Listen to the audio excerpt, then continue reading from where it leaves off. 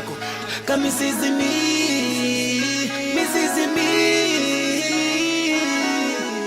Ready? Let's go.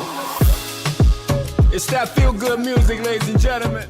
What's up guys, welcome back if you are a returning subscriber or a returning viewer, or welcome to my channel if this is your first time being here.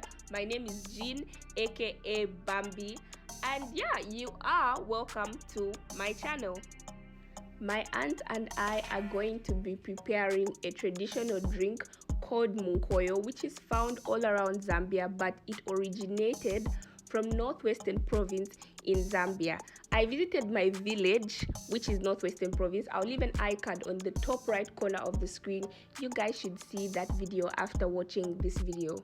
As you've seen from the beginning of the video, my aunt has been washing these white things that are in the basin. These are maize grits. We are washing them to get rid of the husks that were found outside the covering of the maize grits. So you guys have to wash the maize grits until the water is clear. Please and please and please wash until the water is clear. For all the ingredients and quantity, I'll leave everything down in the description box below.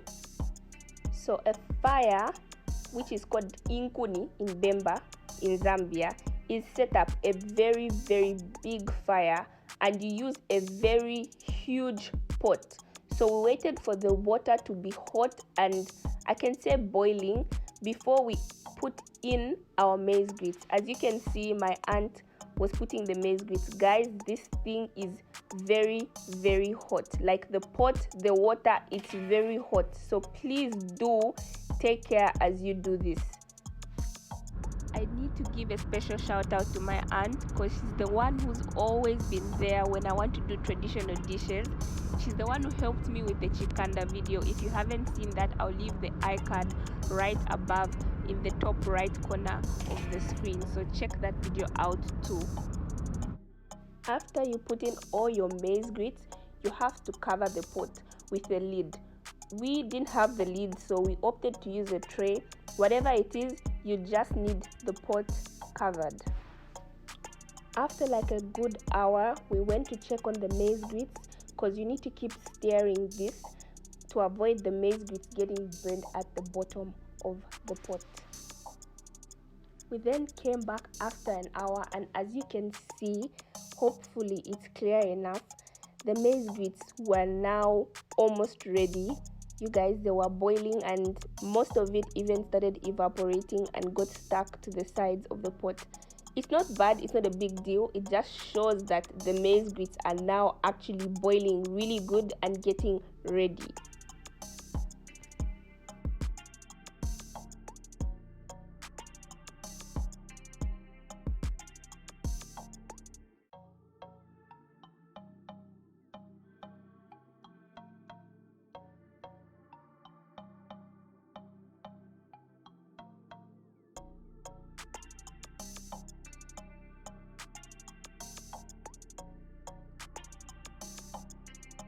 Next process is for you to make a millimew paste.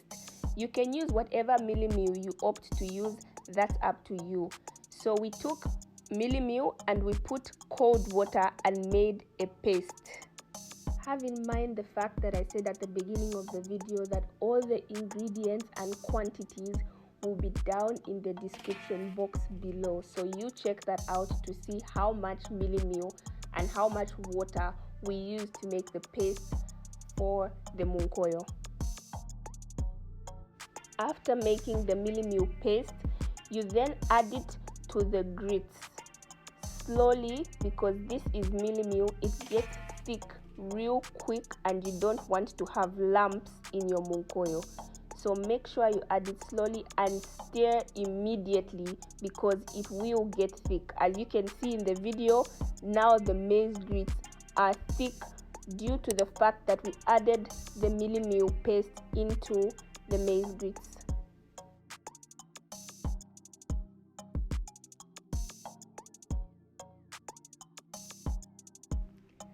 I just wanted to show you guys how thick it actually looks. and what consistency you should kind of have after adding the millimew paste. It should be thick but not too thick, because you want it to boil with the millimew paste and so that the maize grits gets ready. So guys, you need to stir for a good, like maybe let's say 10 minutes. Then after, you could close the pot to allow it to boil on its own. The process of adding water is optional. You do not have to add water. We added water because we saw the consistency became too thick due to the heat. The fire was just too much, so that's why we added some water to it. So guys, forgive me, but I forgot to show you when it was done. But after it was done, we removed it off the fire and took it aside for it to cool down. This is again an opted process for you to move the munkoyo from a pot into a bucket or a dish. We did this because we were taking the dish into the house and we did not want to carry the pot into the house.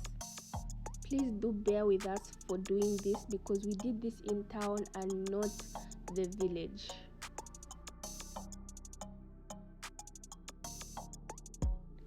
So from this view, you can see how thick and how good the consistency is of the munkoyo.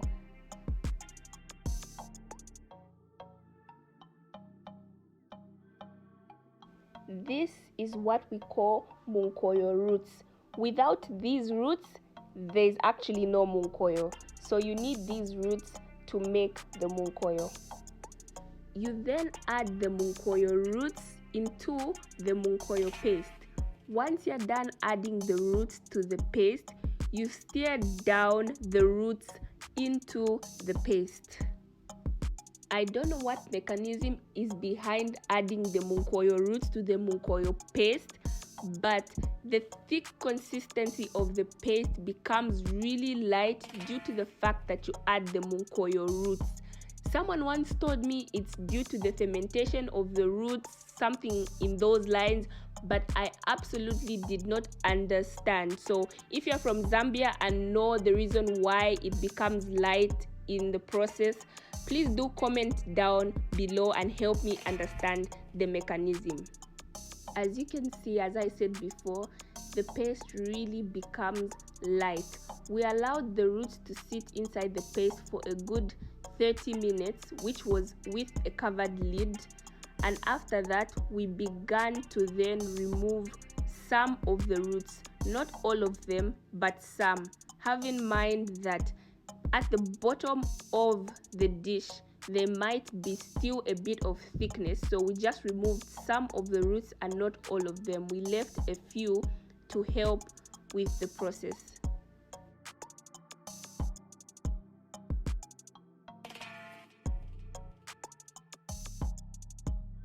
And that, guys, is how you make munkoyo. We let it sit for a good 2 hours for it to cool down further, and later on we removed the rest of the roots and we served them into separate bottles and put them into the fridge. I hope someone learned 1 or 2 things from this video. Please don't forget to like this video, share it with someone, and comment down below what you guys think about this process and this drink. And we'll see you guys in my next video. Bye.